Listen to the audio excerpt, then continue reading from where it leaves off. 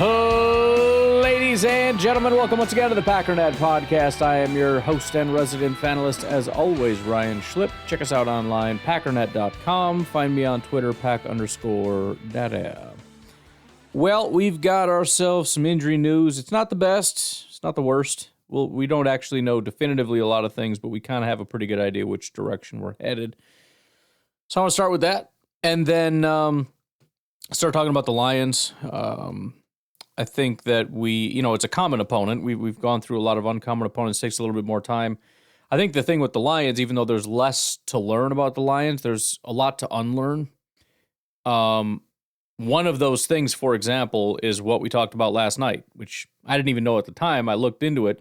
Nate called. Nate's not too happy with the offensive line, and I just sort of wanted to look it up just to kind of give I'll be honest, I had a more negative opinion of our offensive line than existed. So I'm similar to Nate, just not quite as bad, I guess. I didn't realize how good the offensive line was doing.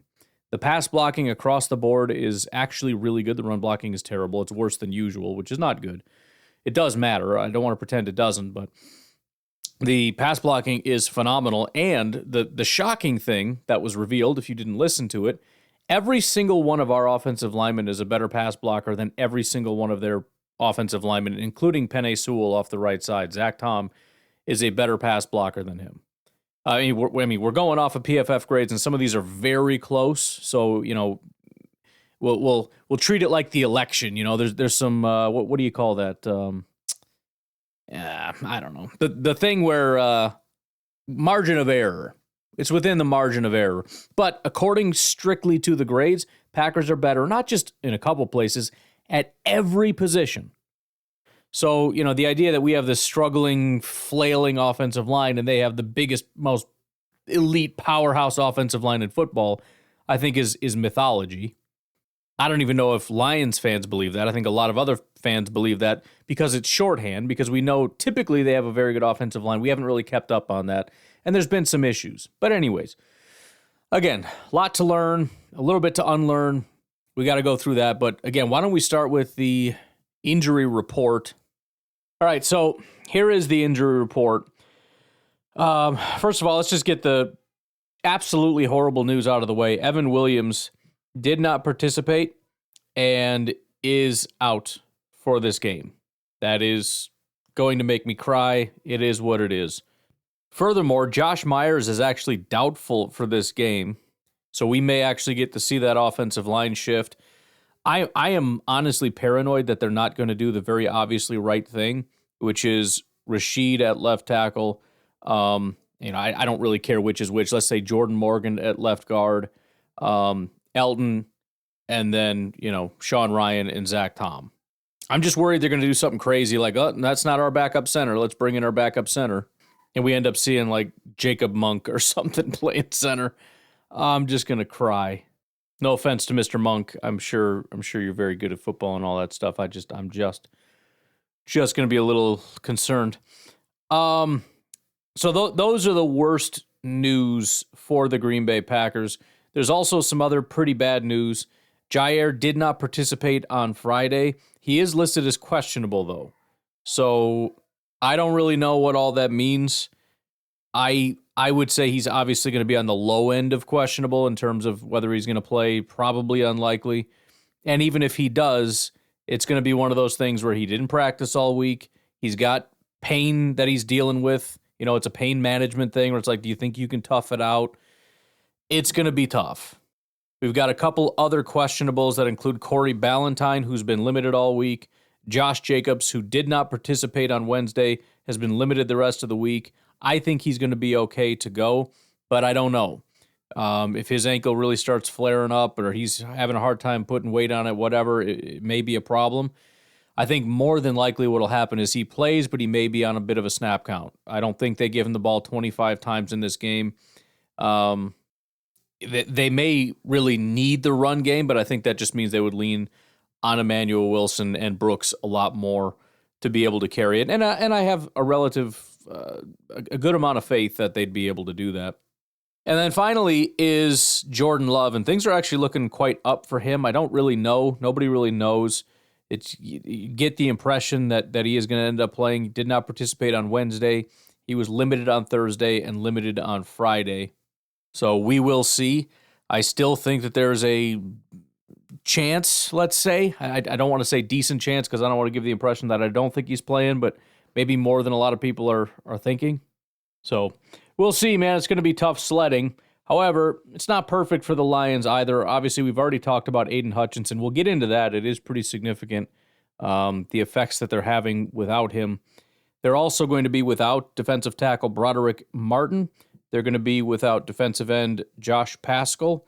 They're going to be without linebacker Malcolm Rodriguez, and it's also doubtful for running back Sion Vaki and defensive tackle Mekhi Wingo. We'll get into those guys in a little bit as we go through their roster and kind of their roles and how often they play or whatever.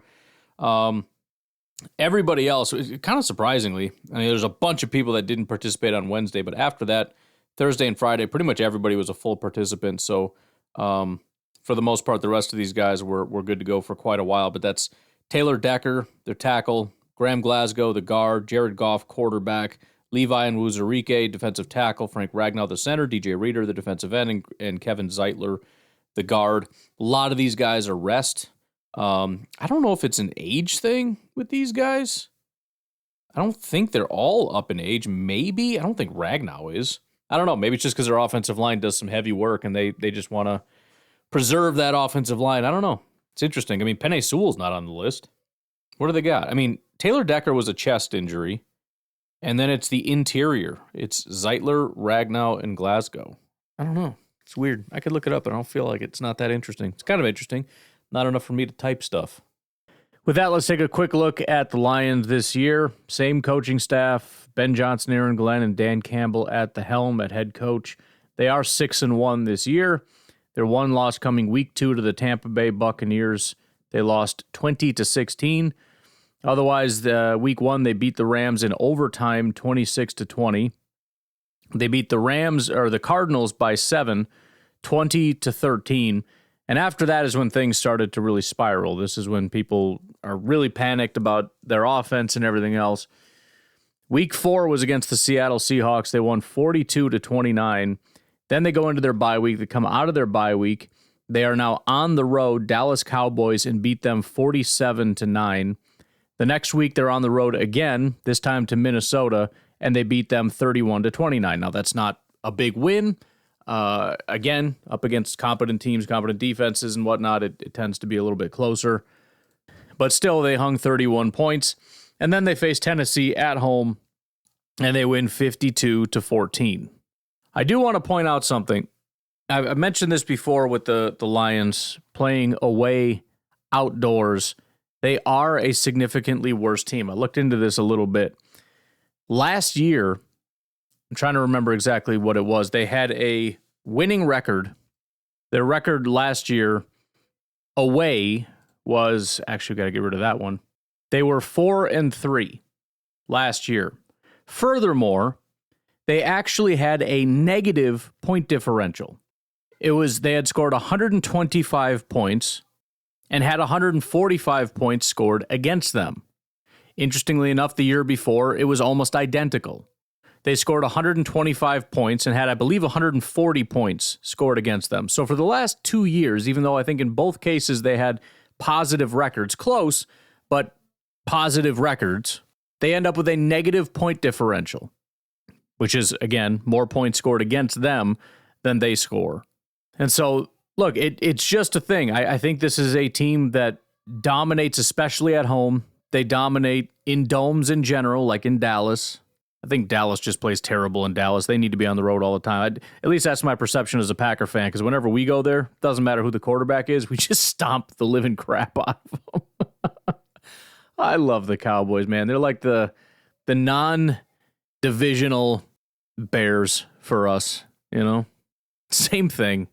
Got the NFC North Bears and then the NFC Cowboys. I don't know exactly what we have for AFC or whatever, but it's good stuff, man.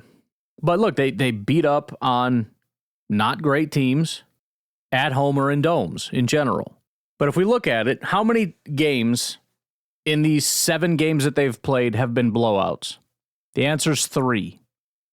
The best team they played that was involved in a blowout ranks 16th and that's the Seattle Seahawks. They're the 16th best team in football, and even that one, what was that, a 13-point win? I don't know where let's ask the robot where do you draw the line for a blowout. Many consider a margin of 21 points, so that's not even close. We're talking 13. What were the other two? So Dallas would have been a blowout, and Tennessee would be a blowout.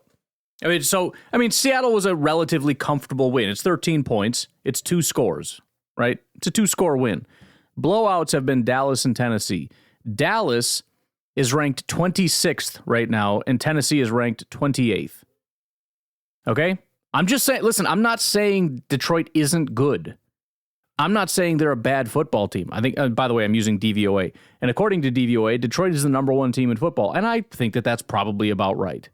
I'm not even disagreeing with any of that.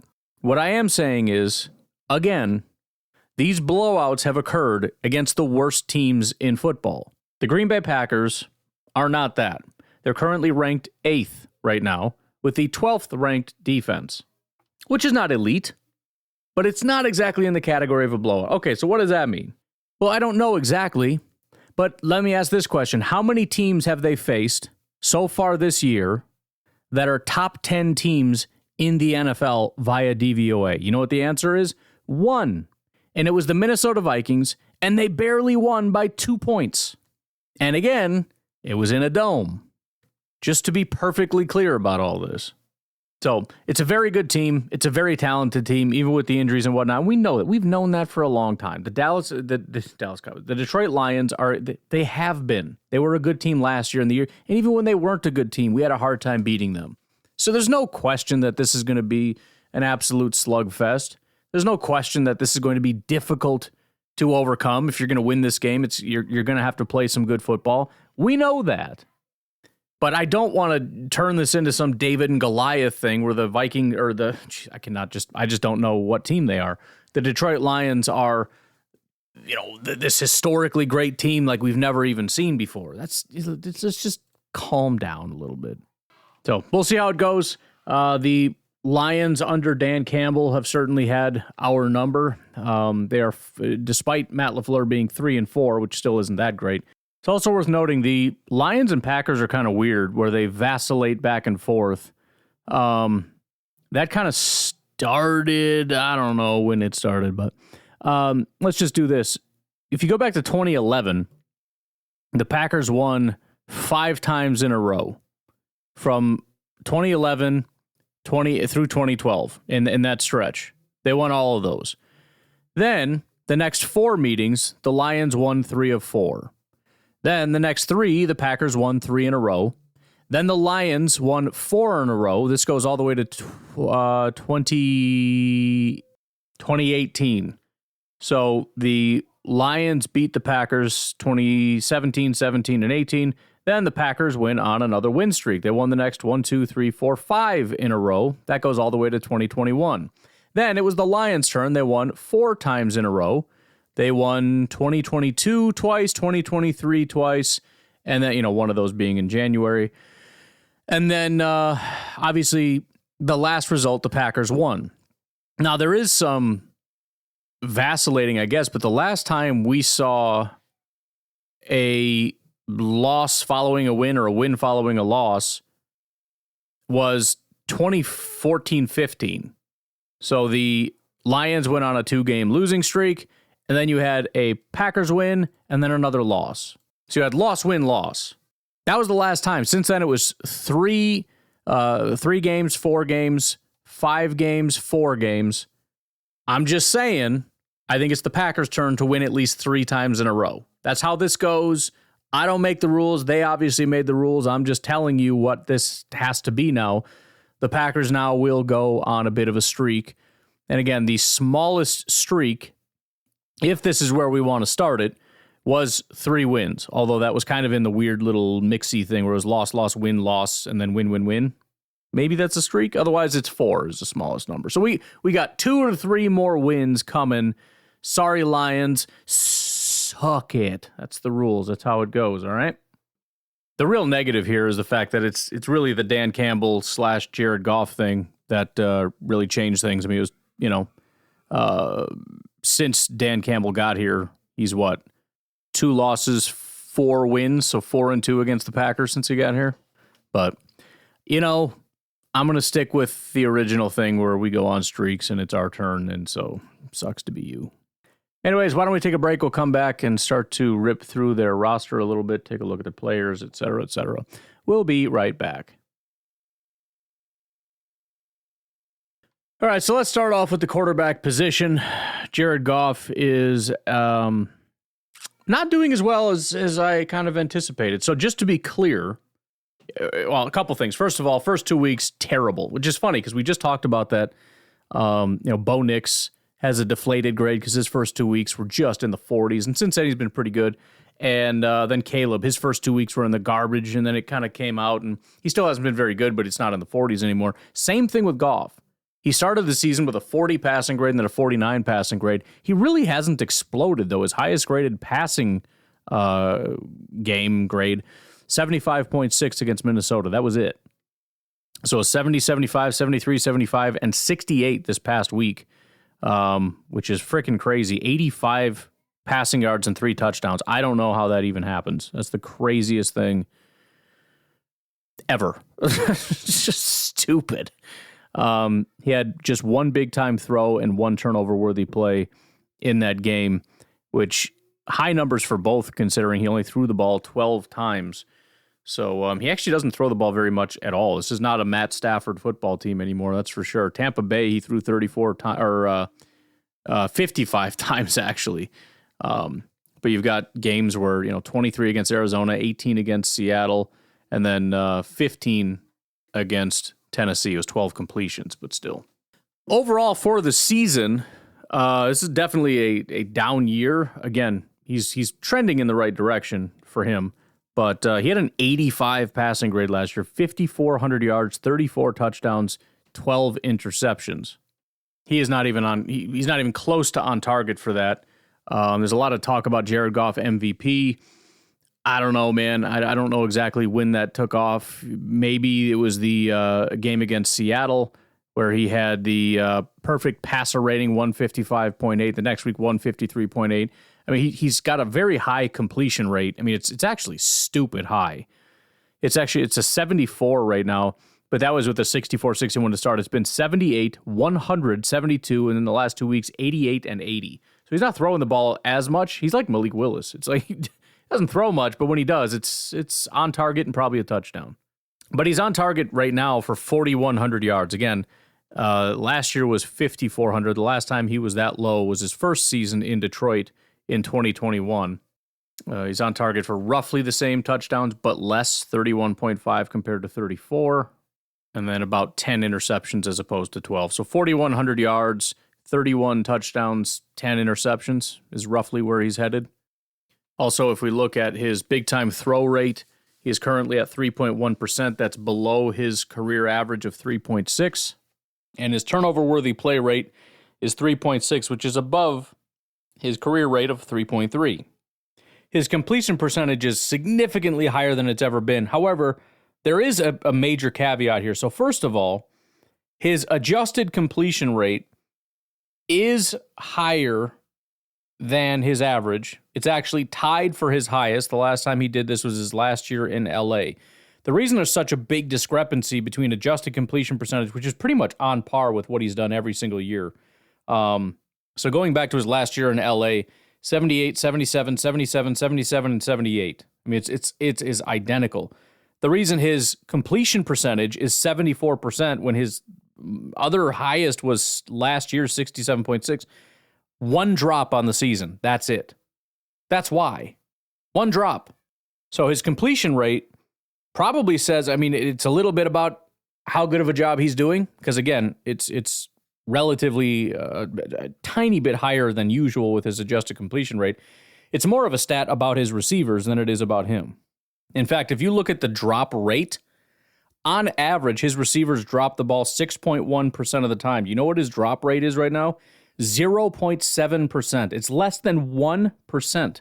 His lowest ever was 5.2%. He's at 0.7 right now. There are 0 drops, aside from the one. So, I mean, at the end of the day, when it comes to Jared Goff, I think that we're seeing a pretty standard Jared Goff. It's not as good as the Jared Goff from last year. You know, if you look at what he did last year, he did have some bad games. He had a lot of 70s and whatnot. He also had a 93 grade against Carolina, 82 against Las Vegas, 88 against the Chargers, 82 against Denver, 81 against LA in the playoffs. There's plenty of time left. He may still end up having some of those and end up with a similar grade. But so far, he's just been kind of a standard, good, not great Goff. As for their receivers, what? So the highest receiving grade right now, I saw the 90.7, and I thought, well, there's Amon-Ra St. Brown. Freaking guy is a phenom, man.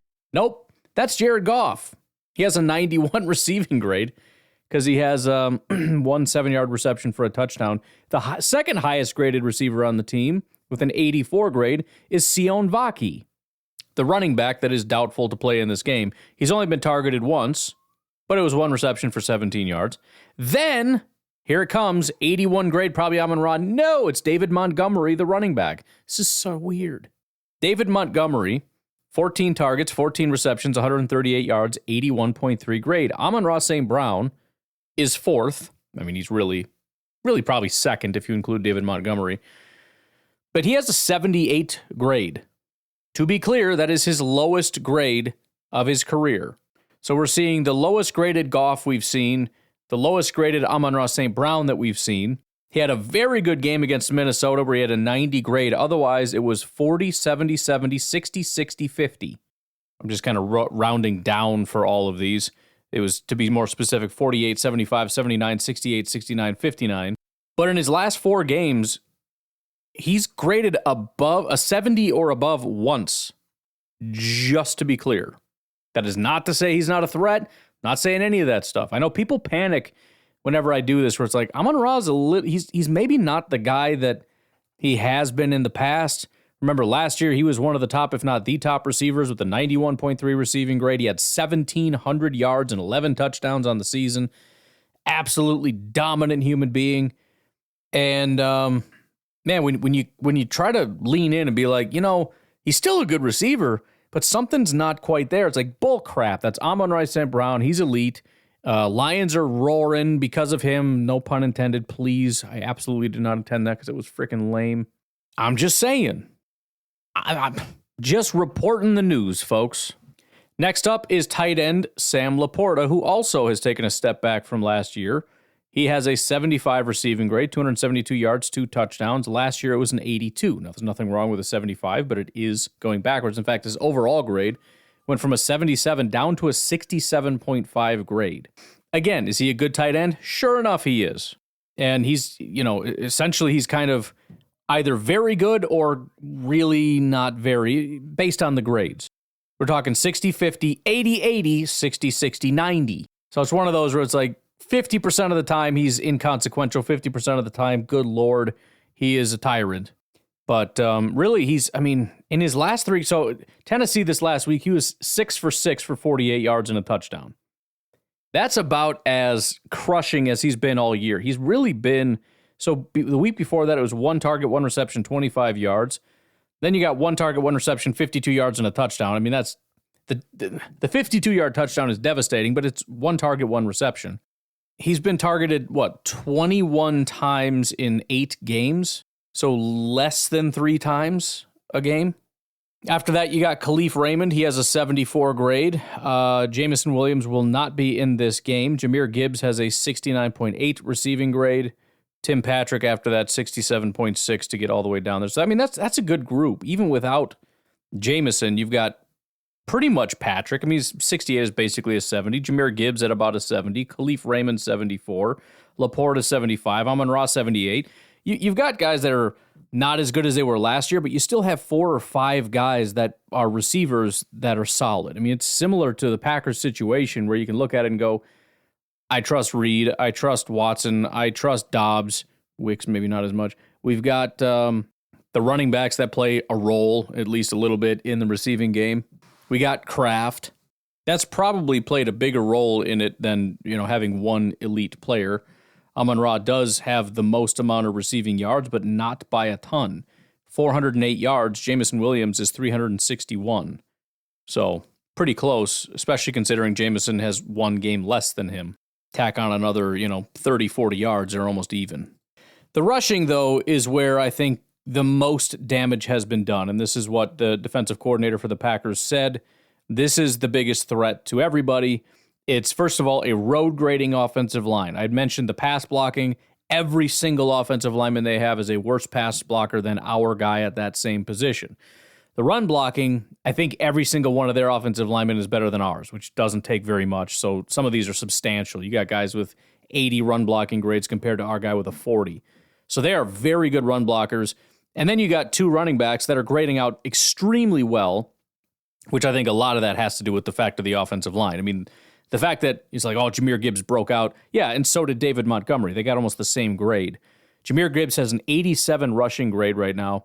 He's got 591 yards, 6.4 yards per attempt, 6 touchdowns, 3.43 yards after contact, 28 missed tackles forced, 70 yards was his longest. He has 15 carries over 10 yards. He has 8 carries over 15 yards. David Montgomery has an 83 grade. So, almost the same grade. 415 yards, 4.5 yards per attempt, 7 touchdowns, and 1 fumble. So he actually has 1 more touchdown.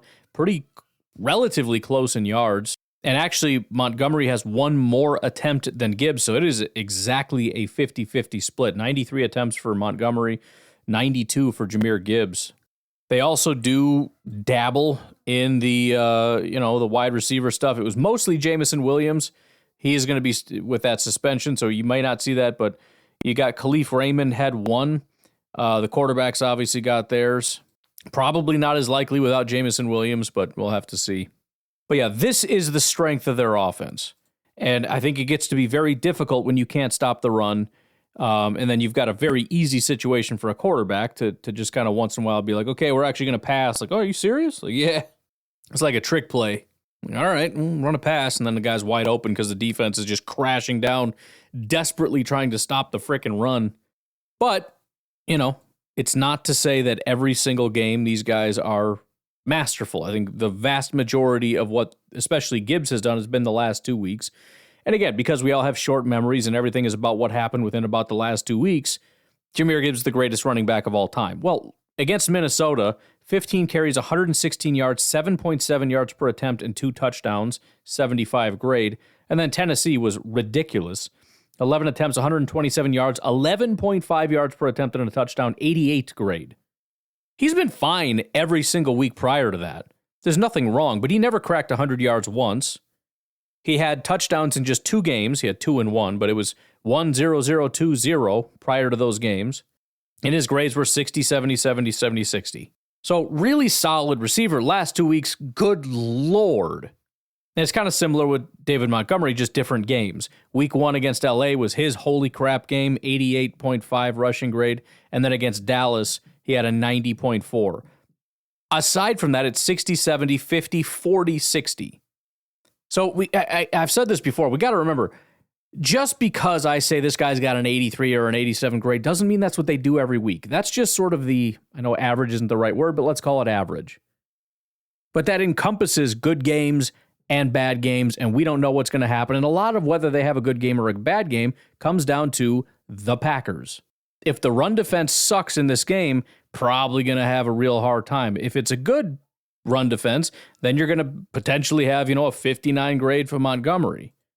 Might have like a 60 from Jahmyr Gibbs or something, for whatever that's worth. I mean, if it's the game before Minnesota and Tennessee against Dallas, it's not a terrible game, but we're talking 12 carries, 63 yards, no touchdowns, 5.3 yards per attempt. I mean, it's not the greatest thing, but I'll live with that. I don't care. But yes, that is the priority. Lock that up. You're already halfway home. Finally, offensive line. We already looked at this last night when we did the comps, but let's go ahead and do it again. So we got Taylor Decker. Remember, he does have a chest injury. He's going to play, but it's worth noting. But Taylor Decker, 71 pass blocking, 63 run blocking, right? Pretty decent Packers grade there. 15 pressures. He's given up 3 penalties so far this season. At left guard, you got Graham Glasgow. 387 snaps. Awosika has played a little bit as well, but looks like Graham Glasgow is going to be fine. I don't know why they're kind of subbing once in a while. Don't know what that's about. But he has a 63 pass blocking grade, which is and then a 57 run blocking grade, which is Right, he's given up 15 pressures, including 2 sacks, 2 hits, and 11 hurries. So Graham Glasgow is not having the best year ever. He's kind of been, what is he? He is 32 years old. So that's, again, I've mentioned the veteran rest thing. Some of these guys are starting to age a little bit. Funny enough, he started in Detroit, spent some time in Denver, and then came back to Detroit. He hasn't had a good pass blocking year since 2021, and really he was never very good at that. He had one very fluky year last year where he was a great run blocker. He's never been that before, but now he's kind of back to being what he was, and he's off to basically his worst start maybe ever. The weird thing with him is he's very Sean Ryan-esque, even though that's unfair because Sean Ryan's gotten better. But his pass blocking grade, 77, 39, 89, 82, 41, 82, 52. It's like he either just locks it down or he just gets picked on and just gets the crap beat out of him. And then the run blocking's been bad since week 2. 60, 40, 60, 30, 50 is what he's done the last 5 weeks. So, old guy starting to break down already. And then you got Frank Ragnow in the middle. Frank is 28, so he's not massively old, I suppose, but he's always been a better run blocker than pass blocker. That's very true this year. He's always been a decent pass blocker. He has not been. Although the last 2 weeks he's kind of tightened it up, so maybe he's got it figured out. I don't know. But a 57 pass blocking grade and a 90 run blocking grade. He's given up 8 pressures so far this year. At right guard, Kevin Zeitler. Take a quick peek at him, see his age. He's 35 years old, so he's another guy that's kind of slipping. He's been a great pass blocker his whole career until this year. He was with Cincinnati for 5 years, Cleveland for 2, the Giants for 2, Baltimore for 3, and it's his first year in Detroit. Not surprisingly, he's having by far his best run blocking year since 2016 in Cincinnati. So a long time since he's been this good as a run blocker, but it's his worst pass blocking year of his entire career, including his rookie year. He has a 66.6 pass blocking grade. He's given up 7 pressures already this season. 2 sacks, 2 hits, 3 hurries. So pass blocking, not super great. And then you got Penei Sewell, who's just a phenom. He has an 81 pass blocking grade, 86 run blocking grade. They're in for a rough night. I mean, I know we want to see something from Rashawn, and he's been taking some small steps, and it's been getting there. This is not the best situation to be in when you're not exactly playing your best football. So I don't know if they're going to have to move some pieces around or what. I think the priority is going to be really trying to set an edge there with Penei Sewell because that guy just moves people. Like Zach Tom, honestly. Which, as I said last night, it's kind of hilarious. Probably the most similar player to Zach Tom is Penei Sewell. Which is just, I feel stupid saying it, but it is 100% accurate. It just is. The only difference is Zach Tom is a slightly better pass blocker and a slightly worse run blocker, but otherwise they're about the same guy, and that's insane. That's freaking insane. All right, let's take our final break. We'll come back, take a look at their defense, and then we'll wrap her up. We'll be right back. All right, so typically what we do is we work inside out, so we'll start with the defensive tackles. This was a major concern for them. It's not as much of a concern. They've gotten better on the interior. Alim McNeil, very, very good football player. He has got an 80 PFF grade. A lot of that comes from pass rush, 75.5 pass rush grade. He's got 20 pressures on 226 attempts, so the rate there isn't the greatest, but he's got 3 sacks. Run defense, 66, tackling 56. Defensive tackle number 2 is Levi Onwuzurike. He is up to a 70 PFF grade. That also largely comes from his pass rush. 70 grade. The run defense is 61, tackling's 51. 22 pressures and 3 sacks on 204 attempts. Decent. Then you got a bit of a drop down. Those are your main 2 guys. 312 snaps, 298 snaps. Then you got to drop down to DJ Reader at 181. By the way, again, Levi Onwuzurike is playing. He did have a rest day. It's the reason he popped up on the injury report. Really don't know why. Guy's 26 years old, but I guess they just really want to rest their trenches or something. I have no idea. I don't know. But then after that, the next two are DJ Reader, longtime Houston Texan and Cincinnati Bengal defensive tackle. He's got a 70 PFF grade, which is also solid, 59 run defense, 36 tackling, 74 pass rush. So all of them it's all pass rush. But he's got 10 pressures and a sack on 112 attempts. I don't know why. It's so weird because the Packers will have all great pass rush grades, not this year, but historically, and they never get good grades. I mean, pass rush stats, but they never get good grades. These guys all have good grades. Nobody really has any good stats. I don't know. Who can know these things? And then after that is Mekhi Wingo, but again, he is doubtful to play in this game. And so after that, you would have Kyle Piku, who has a 45 grade, so you probably won't see a ton of him.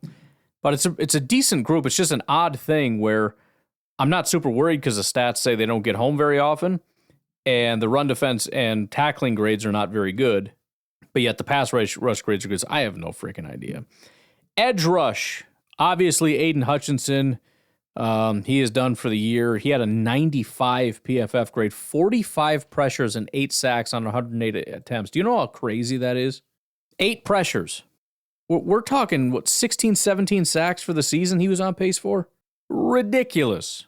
Probably 100-plus pressures. But, unfortunately for them, edge rusher number 2 is Josh Paschal, and he is also out in this game. Josh Paschal was not very good, but he had 8 pressures and 1 sack on 148 attempts. That means we got to go all the way down to Trevor Nowaski. He's played 90 snaps so far this entire season in just 4 games. And I don't know who exactly is playing where or what, but that is the next guy on the list as far as who they've played. He's got 6 pressures, 2 sacks on 44 attempts, which feels good. Terrible pass rush grade, obviously. It's like the exact opposite every time. If you have good stats, you have bad grade. If you have good grade, you have bad. I don't freaking know. And then after that is Marcus Davenport. So seemingly those are going to be your top 2 guys, Nowaski and Marcus Davenport. Davenport has a 53 grade, 7 pressures, 60 attempts. Again, it's above 10%, but 64 pass rush grade, 53 run defense grade.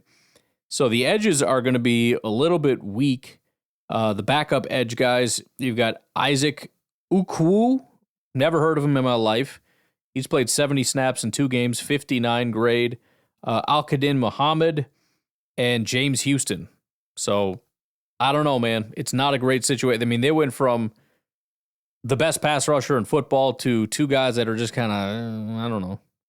At linebacker, top dog is Anzalone. I feel like that guy has been there. He was a Saint for a long time, I think.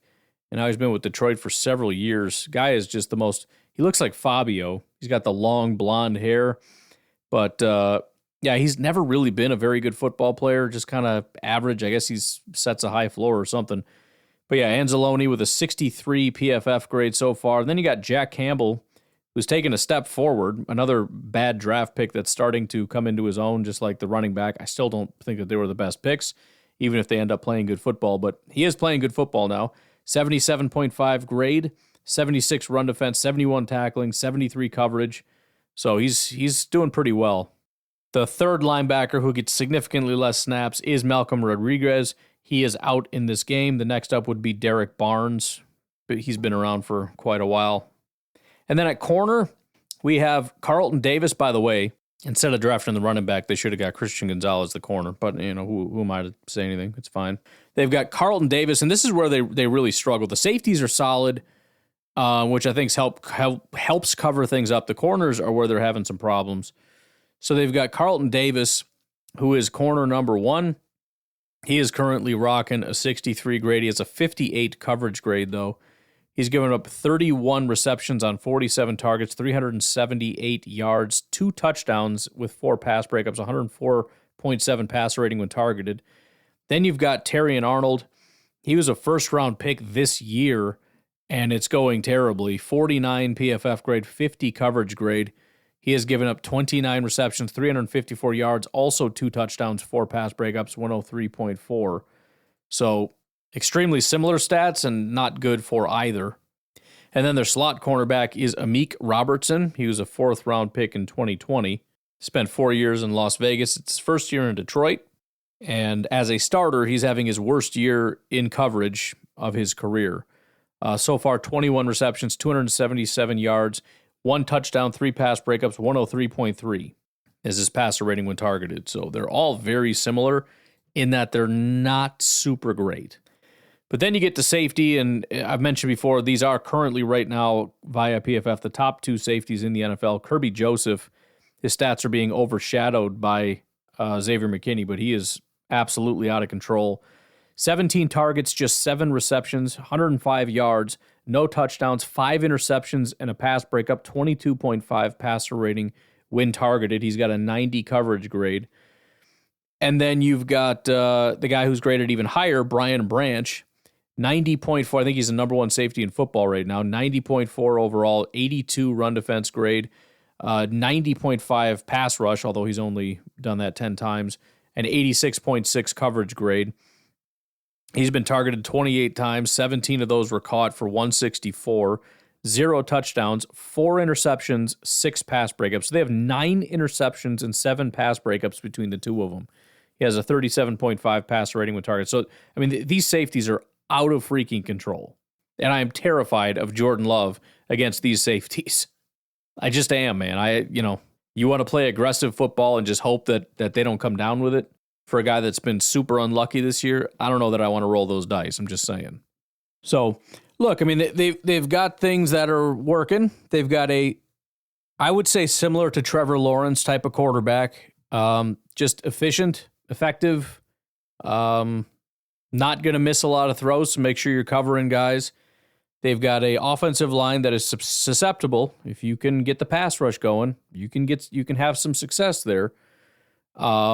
The run blocking or the run blocking on their side is very impressive, and so stopping that is going to be a main focus. I think the linebackers are really going to have to step up in this game. We'll see who ends up playing linebacker. I don't know, but I'm hoping for a big game from Cooper and the guys up front, the corners and everything too. They do a good job of coming downhill, and it's going to be a come downhill kind of a game for sure.